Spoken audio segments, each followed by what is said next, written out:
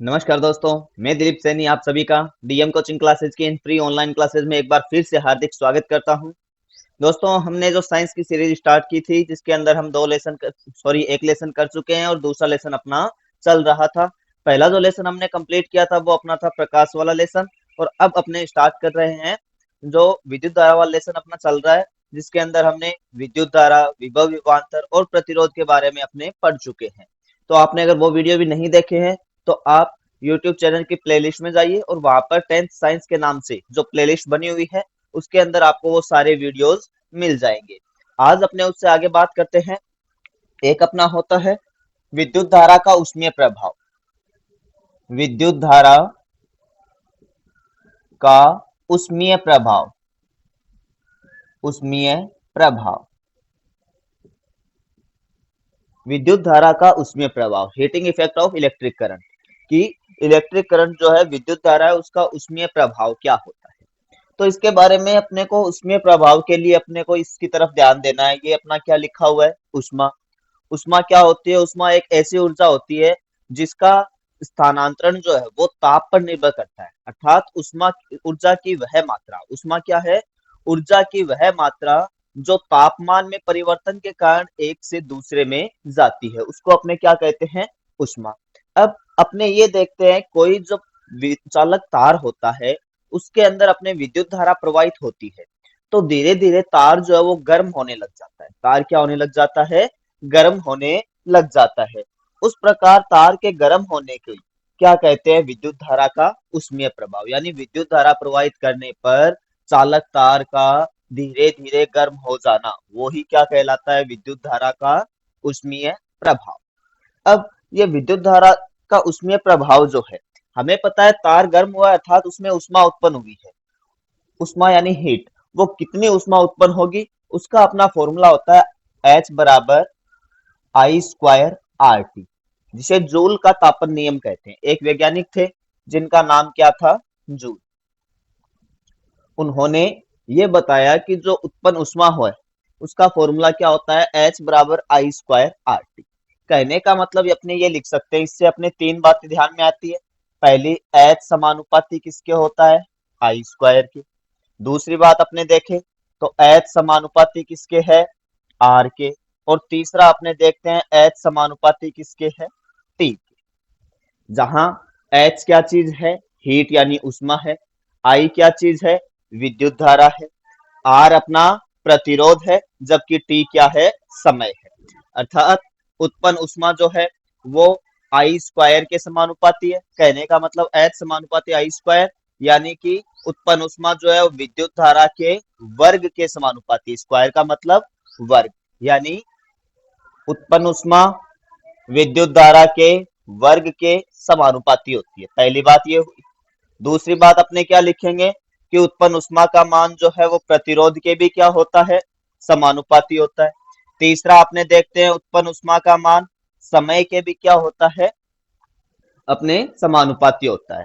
कहने का मतलब ये कह सकते हैं कि एक चालक तार है जिसका प्रतिरोध R है, ठीक है ना। एक तार है, इसका प्रतिरोध कितना है? R। तो इसको मैं यूं शो कर देता हूं, ये अपना प्रतिरोध का साइन होता है। ये अपना प्रतिरोध है, कितना है? R है। इसके अंदर विद्युत धारा कितनी प्रवाहित हो रही है? I विद्युत धारा, I एम्पियर विद्युत धारा प्रवाहित हो रही है। और ये I एम्पियर विद्युत धारा जो है वो T समय तक प्रवाहित हो रही है। कितने समय तक? T सेकंड तक। मैं लिख देता हूं, समय कितना ले लेते हैं अपने? T है, ठीक है। तो उस कंडीशन में ये तार कितना गर्म होगा? ठीक है, वापस से सुनना। R प्रतिरोध का तार है, I एम्पियर की विद्युत धारा प्रवाहित हो रही है। विद्युत धारा कितनी प्रवाहित हो रही है? I ampere. तो अपने ये कहते हैं कि T समय बाद तार कितना गर्म हो जाएगा, अर्थात तार जो है उसमें कितनी उष्मा उत्पन्न होगी। तो उसका फॉर्मूला अपना कितना हो जाएगा? H बराबर आई स्क्वायर आर टी। तो इससे हमने ये तीन नियम निकाले। इसको अगर अपने वैसे लिखना चाहें, H जो है वो आई स्क्वायर के क्या होता है? समानुपाती। इसका मतलब ये हुआ, अगर I को मैं दुगना कर दूं, यानी विद्युत धारा को अगर दो गुना कर दूं, तो अपने उष्मा जो है वो कितनी हो जाएगी? दो का स्क्वायर यानी चार गुना बढ़ जाएगी। इसी तरीके से विद्युत धारा को तीन गुना करते हैं तो उत्पन्न उष्मा कितने गुना बढ़ेगी? तीन का स्क्वायर, तीन गुना तीन, 9। इसी तरीके से अगर आई को 4 गुना बढ़ा देते हैं तो विद्युत धारा सॉरी उत्पन्न उष्मा कितनी बढ़ेगी, 4 का स्क्वायर 16। तो ये अपने आई स्क्वायर का मतलब होता है, यानी विद्युत धारा जितनी भी बढ़ाएंगे उत्पन्न उष्मा जो है उसके स्क्वायर जितनी बढ़ जाएगी। ठीक है, और ये बढ़ाने पर ये भी बढ़ रही है, इसलिए समानुपाती का साइन आया है। इसी प्रकार से अपने देखते हैं प्रतिरोध। प्रतिरोध के भी क्या होती है, समानुपाती, यानी आर बढ़ाने पर एच भी उसी अनुपात में बढ़ेगा। यानी आर को मैं डबल कर दूं, प्रतिरोध दुगना ले लूं, 2 ओम की, मान लो पहले मैंने 2 ओम प्रतिरोध लिया है, तो उस कंडीशन में जितनी भी उष्मा है, दूसरी बार में इसको डबल कर दूं, 4 ओम कर दूं, तो ये भी क्या हो जाएगा, दुगना हो जाएगा। सॉरी, जो है वो दुगना हो जाएगा। ठीक है ना, इसको मैंने दुगना किया तो ये भी कितना होगा, दुगना। इसको आधा करूंगा तो ये भी कितना हो जाएगा, आधा। कहने का मतलब ये समान अनुपात में परिवर्तित होगा, एक बढ़ाने पर दूसरा भी उसी अनुपात में बढ़ेगा, एक घटाने पर दूसरा भी उसी अनुपात में घटेगा। कहने का मतलब आर बढ़ाने पर उत्पन्न उष्मा का मान भी बढ़ेगा और आर घटाने पर उत्पन्न उष्मा का मान भी उसी अनुपात में घटेगा। यही जो है सेम प्रोसेस यहाँ पर रहेगी एच स्क्वायर टी पर। यानी समय को भी अगर अपने दुगना बढ़ाए, ठीक है ना, पहले जितने समय तक तार गर्म हो रहा है, दूसरी बार हमने समय उसका डबल लिया है, तो तार भी क्या होगा, डबल उष्मा प्राप्त करेगा। यानी एच का मान भी दुगना हो जाएगा। समय को आधा करेंगे तो एच भी आधा हो जाएगा। यानी समय को घटाने या बढ़ाने पर उत्पन्न उष्मा है वो भी उसी अनुपात में घटेगी या बढ़ेगी। तो ये अपना हो जाता है जूल का तापन नियम।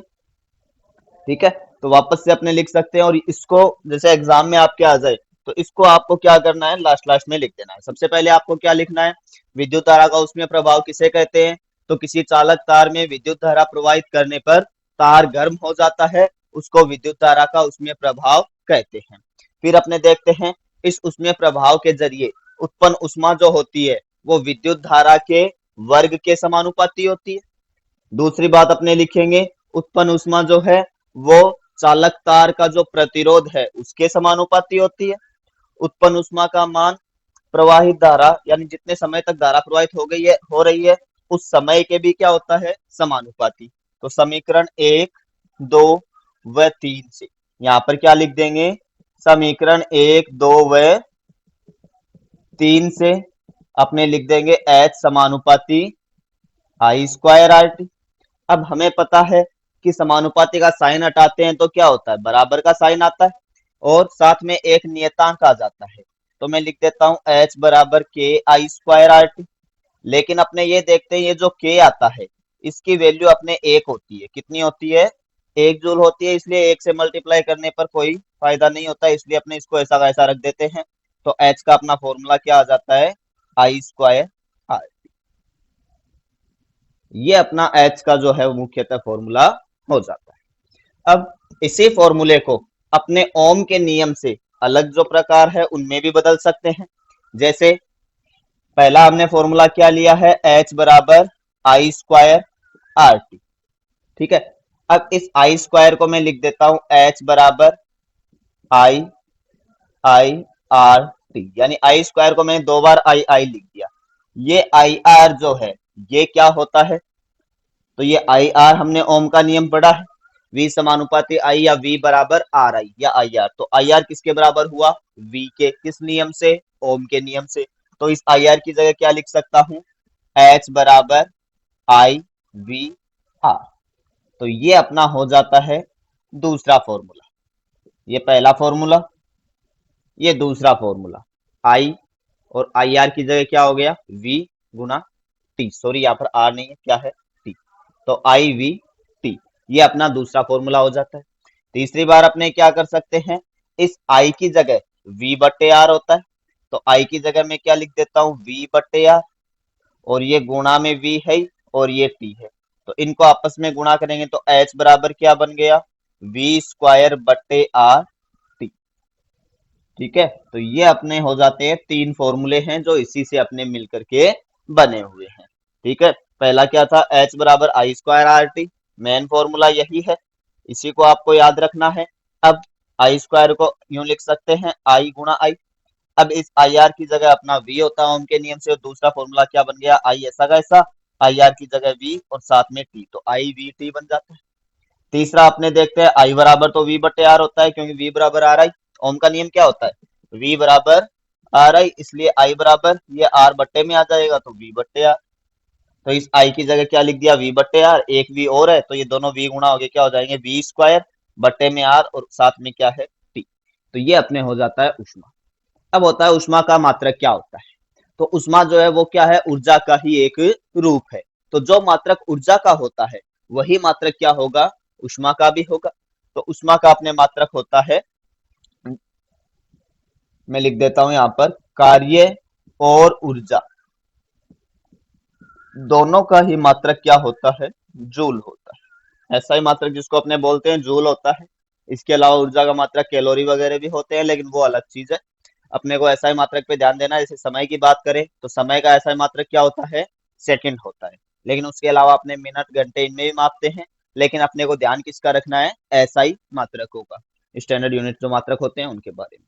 तो ये अपना हो जाता है जूल का तापन नियम, या जिसको अपने कहते हैं विद्युत धारा का उष्मीय प्रभाव। इसके बाद अपने देखते हैं कि विद्युत धारा का ये जो उष्मीय प्रभाव जो है, इसके ऊपर आधारित उपकरण कौन कौन से हैं। तो आपको यही ध्यान रखना है कि ऐसे सभी उपकरण जो विद्युत धारा प्रवाहित करने पर गर्म होते हैं, विद्युत धारा प्रवाहित करने पर क्या हो जाते हैं, गर्म हो जाते हैं, वो सारे किस पर निर्भर करते हैं, विद्युत धारा के उष्मीय प्रभाव पर आधारित उपकरण होते हैं। तो मैं लिख देता हूँ विद्युत धारा के उष्मीय प्रभाव का की जगह क्या कर देता हूँ इसको, विद्युत धारा के उष्मीय प्रभाव पर आधारित उपकरण। उपकरण तो इसमें अपने देखते हैं क्या क्या आता है। अपने लिख सकते हैं इसमें एक तो स्त्री आती है जिसको अपने प्रेस कहते हैं। प्रेस या स्त्री या आयरन जो होती है उसके क्या काम आती है, उसमें अपने विद्युत धारा प्रवाहित करते हैं। विद्युत धारा प्रवाहित करने पर वो गर्म हो जाती है। इसका मतलब किस पर आधारित है, विद्युत धारा के उष्मीय प्रभाव पर। इसी तरीके से अपने ओवन है, ठीक है ना, ओवन है, हीटर है, और स्त्री अपने हो ही गया है। एक निमंजक छड़ होती है जो पानी गर्म करने वाली जो छड़ आती है, उसमें भी यही होता है, विद्युत धारा प्रवाहित करने पर क्या हो जाती है, वो गर्म हो जाती है। इसी के अलावा इलेक्ट्रिक केतली जो आती है, विद्युत केतली जो है पानी वगैरह या चाय वगैरह गर्म करने के लिए।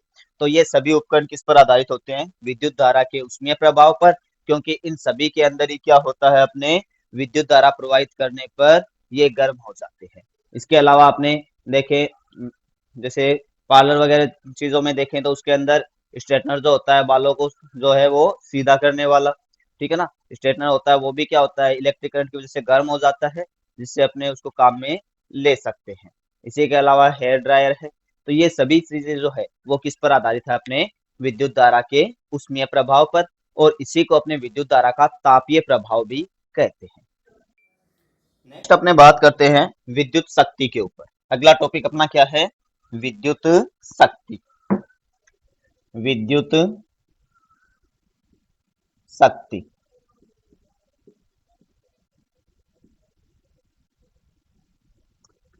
अपने देखते हैं, एक तो अपना होता है शक्ति, एक होती है ऊर्जा।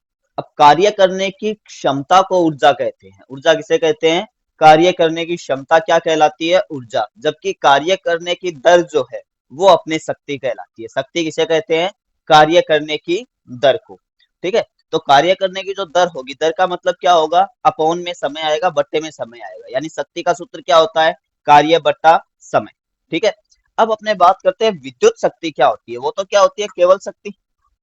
अब उसी शक्ति का एक प्रकार अपने ले लेते हैं विद्युत शक्ति। केवल शक्ति क्या थी, कार्य करने की दर शक्ति होती है, या यूं कह सकता हूं प्रति सेकंड किया गया कार्य शक्ति कहलाता है। यानी एक सेकंड में जितना कार्य करते हैं वो क्या कहलाती है, शक्ति। अब विद्युत शक्ति की परिभाषा क्या हो जाएगी कि किसी विद्युत परिपथ में विद्युत धारा प्रवाहित करने पर, आगे केवल ये लाइन और जोड़ देनी है कि किसी विद्युत परिपथ में, विद्युत परिपथ में विद्युत धारा प्रवाहित करने पर, विद्युत धारा प्रवाहित करने पर,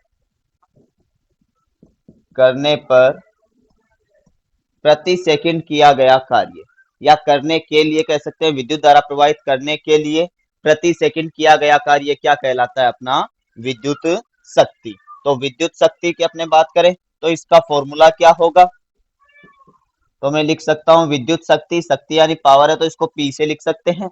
तो शक्ति का क्या क्या फॉर्मूला होता है अपना, कार्य और बट्टे में क्या आ जाता है, समय। ठीक है। अब कार्य अपने यहाँ पर नॉर्मल कार्य तो लेना नहीं है, क्योंकि अपने को तो विद्युत शक्ति चाहिए। ये तो केवल शक्ति का फॉर्मूला होता है, इस विद्युत को हटा दूं तो नॉर्मल फॉर्मूला क्या होता है, कार्य बट्टा समय। कार्य बट्टा समय ये होता है शक्ति का फॉर्मूला। विद्युत शक्ति है तो कार्य कौन सा चाहिए अपने को, विद्युत कार्य चाहिए, ठीक है ना। तो या विद्युत ऊर्जा चाहिए, तो विद्युत ऊर्जा वाला क्या होगा, तो उसके लिए हमने विभव में पढ़ा था कि एकांक धनावेश को लाने में किया गया कार्य कितना होता है, v होता है, विभव के बराबर होता है। विभव की परिभाषा हमने क्या पढ़ी थी कि एकांक धनावेश को अनंत से विद्युत क्षेत्र के किसी बिंदु तक लाने में किया गया कार्य यानी W किसके बराबर होता है, विभव यानी कि V के बराबर होता है।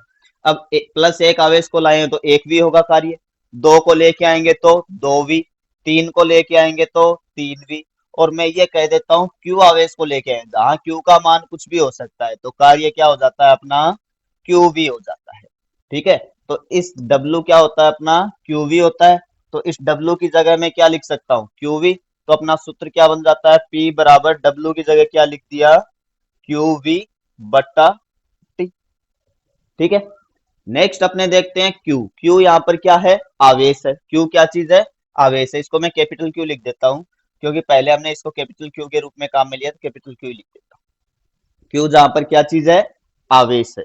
ठीक है। अब अपने ये देखते हैं विद्युत धारा का सूत्र क्या होता है, I बराबर Q बट्टा T। ये अपना विद्युत धारा का सूत्र होता है। आवेश के प्रवाह की दर को विद्युत धारा कहते हैं। यहाँ देखो दर नाम आया, दर नाम आते ही बट्टे में समय आ गया। आवेश के प्रवाह की दर को क्या कहते हैं, विद्युत धारा। या कि या लिख सकते हैं अपने, प्रति सेकंड या एक सेकंड में प्रवाहित होने वाले आवेश की मात्रा को क्या कहते हैं, विद्युत धारा। ठीक है। तो I बराबर Q बट्टा T होता है, इसलिए Q का सूत्र इससे क्या हो जाता है, IT। तो ये मान यहां रख दो। तो P का अपना सूत्र, इस Q की जगह क्या लिखना है, I T, और गुणा में क्या है, V, अपॉन में भी क्या है, T। T से T कैंसिल हुआ, T से T क्या हो गया अपना, कैंसिल। तो अपना शक्ति का सूत्र क्या बन जाता है, IV। शक्ति का सूत्र क्या हो जाता है अपना, IV। तो ये अपने शक्ति का फॉर्मूला आ जाता है, जहां P क्या चीज है, पावर यानी शक्ति, I अपनी है इलेक्ट्रिक करंट यानी विद्युत धारा है, V अपना है पोटेंशियल डिफरेंस यानी कि विभव या विभवांतर। ठीक है ना, V क्या चीज है, विभवांतर। अब जिस टाइप से हमने विद्युत धारा के उसमें प्रभाव के लिए H के अलग अलग सूत्र निकाले थे ओम का नियम काम में लेकर के, वही काम अपने यहाँ करेंगे। P का देखो एक अपना सूत्र क्या आ चुका है, P बराबर IV होता है, ये तो अपना आ चुका है।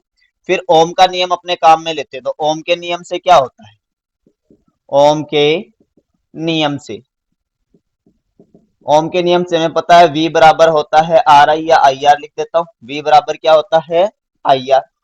तो इस V की जगह अगर मैं IR रख दूं तो I तो ऐसा का ऐसा, इस V की जगह क्या लिखना है, IR। तो अपना नया फॉर्मूला क्या बन जाएगा, I को I से गुणा किया, I स्क्वायर R। तो ये अपना दूसरा फॉर्मूला बन जाता है। तीसरा इस बार क्या करते हैं, यहाँ तो देखो मैंने V को चेंज किया, यहाँ ओम के नियम से V का मान रखा है। दूसरी बार इसी फॉर्मूले में V तो ऐसा का ऐसा रख लेता हूं मैं, और ये जो I है, I का मान यहाँ से निकालता हूँ। तो यहाँ से अगर मैं I का मान निकालूंगा तो ये V तो है, R इस साइड आएगा तो भाग में, तो I का अपना फॉर्मूला क्या बन जाता है, V बटे R। तो इस I की जगह मैं लिख देता हूँ V बटे R। V को V से गुणा किया तो P बराबर क्या बन जाएगा, V स्क्वायर बटे R। तो ये अपना हो जाता है तीसरा फॉर्मूला। इस टाइप से मेन फॉर्मूला क्या है, P बराबर IV है, यानी पहला फॉर्मूला ये हुआ शक्ति का, V बराबर IV। इसके अलावा V बराबर I स्क्वायर R भी होता है, V स्क्वायर P बराबर V स्क्वायर बट्टा R भी होता है। ये कब काम में लेने हैं, जब विद्युत धारा और विभवांतर दिया गया हो और आपको जो है विद्युत शक्ति पूछे, तब तो ये फॉर्मूला काम में लो। यदि I और R दे रखा है यानी विद्युत धारा और प्रतिरोध दिया हुआ है, और आपको कह दे कि भाई विद्युत शक्ति ज्ञात करो, तो उस कंडीशन में ये फॉर्मूला काम में लेना है। और V और R दिया हुआ हो तो ये फॉर्मूला काम में लेना है। तो इस टाइप से ये अपना हो जाता है विद्युत शक्ति। अब देखते हैं विद्युत शक्ति का मात्रक क्या होता है, इसको किस में मापते हैं, मात्रक। तो मात्रक की बात करें तो विद्युत शक्ति का सूत्र I बराबर क्या होता है, Q बटे टी या डब्ल्यू बट्टा टी। आई बराबर क्या होता है, कार्य बट्टा समय। कार्य का मात्रक जूल होता है, समय का मात्रक सेकंड होता है। तो हिसाब से इसका मात्रक क्या होना चाहिए, जूल अपॉन सेकंड। लेकिन इसी को अलग से क्या नाम दे दिया गया, वाट, यानी W। ठीक है, तो शक्ति का मात्रक क्या होता है अपने, वाट होता है। ये कौन सा मात्रक है, एसआई मात्रक है। एसआई मतलब स्टैंडर्ड यूनिट है, जो कि पूरे विश्व में चलती है। अब इसके अलावा इसके छोटे मात्रक और बड़े मात्रक भी अपने काम में लेते हैं। जैसे मान लेते हैं वाट जो बहुत छोटा होता है, तो इसकी जगह अपने 1 किलोवाट लिख सकते हैं। जहां भी किलो आ जाए, किलो का मतलब कितना होता है, 10 की पावर 3 वाट। 1 किलोवाट में कितने वाट होंगे, 10 की पावर 3 वाट। 10 की पावर 3 का मतलब 30, यानी कि 1000 वाट होता है। इसी तरीके से 1 मेगावाट लिख सकते हैं। मेगा का मतलब होता है 10 की पावर 6। मेगा जहां भी लग जाए उसका मतलब 10 की पावर 6 होता है। 10 की पावर 6 यानी 6 जीरो लगा देने आपको। ठीक है, तो ये हो गए वाट। इसके अलावा एक अन्य मात्रक और भी होता है, एक अश्व शक्ति। एक अश्व शक्ति। अश्व का मतलब होता है घोड़ा, और शक्ति का मतलब होता है पावर। अश्व का मतलब घोड़ा, घोड़ा यानी हॉर्स, हॉर्स यानी एच। शक्ति, शक्ति को इंग्लिश में क्या कहते हैं, पावर। तो इसका शॉर्ट नाम क्या है, एचपी। ठीक है ना, हॉर्स पावर।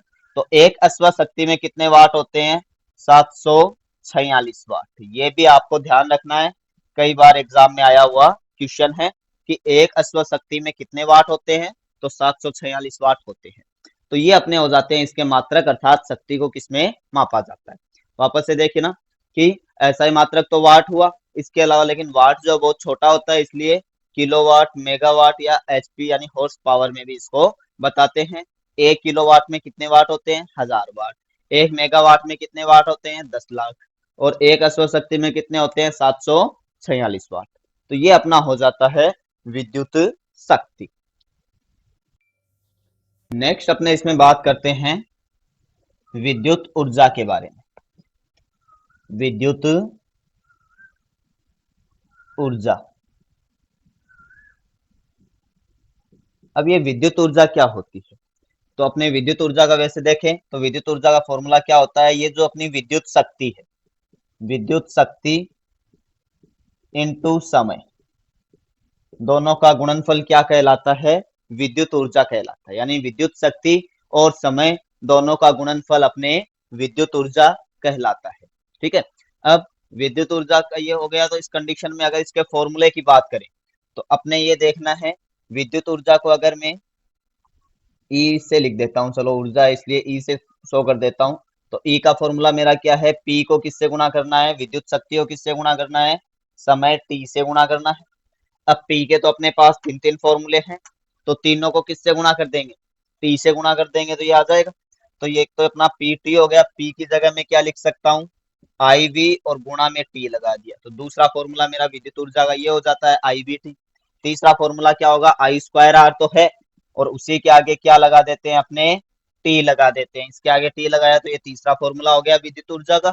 और चौथा फॉर्मूला अपना क्या हो जाता है, वी स्क्वायर बट्टे आर, और गुणा में क्या कर देना है अपने को, टी। तो इस टाइप से अपने जो है विद्युत ऊर्जा हो जाती है कि विद्युत शक्ति और समय के गुणनफल को क्या कहते हैं, विद्युत ऊर्जा। ई बराबर पी गुणा टी लिख सकते हैं, या आई we T, I square R T, या वी स्क्वायर बट्टे आर टी। तो ये अपना हो जाता है विद्युत ऊर्जा। अब इसका देखो मात्रक देखते हैं। अब आपको ये ध्यान रखना है, कोई भी ऊर्जा हो उसका मात्रक क्या होता है, जूल। तो ऐसा ही मात्रक तो जूल है, लेकिन अपना जो अन्य व्यापारिक मात्रक होता है, व्यापारिक मात्रक, व्यापारिक मात्रक का मतलब होता है अपने घरों में जो विद्युत खर्च होती है उसको अपने किस में मापते हैं। तो आपने घरों में जब बिजली का बिल आता है तो आपने देखा होगा कि हमने इतने यूनिट बिजली खर्च की है, यानी बिजली को किस में मापा जाता है, उस यूनिट में मापा जाता है। रियल में जो यूनिट है वो क्या होती है, वो होता है 1 किलोवाट घंटा। 1 किलोवाट घंटा, यानी ये जो शक्ति है इसमें वाट की बजाय क्या लेना है, किलोवाट, जबकि समय सेकंड के बजाय क्या लेना है, घंटा लेना है। तो अब मैं इस साइड देखना, तो यहां लिख देता हूं व्यापारिक मात्रक क्या होता है, किलोवाट घंटा।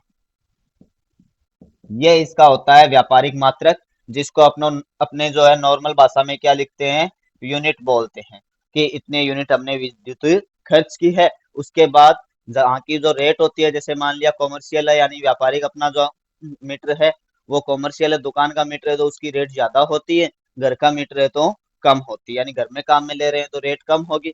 मान लिया दोनों की यूनिट तो सेम आ रही है, विद्युत तो हमने बराबर बराबर खर्च की है, उसमें मान लिया कि 100 यूनिट आई है, इसमें भी 100 यूनिट आई है, लेकिन उसके बाद विद्युत खर्च जो है, बिजली का बिल जो है वो दुकान वाले का ज्यादा आएगा, क्योंकि उसमें कॉमर्शियल रेट लगेगी यानी उसकी रेट ज्यादा होती है, घर वाले की कम होती है, तो वो रेट अलग अलग होती है।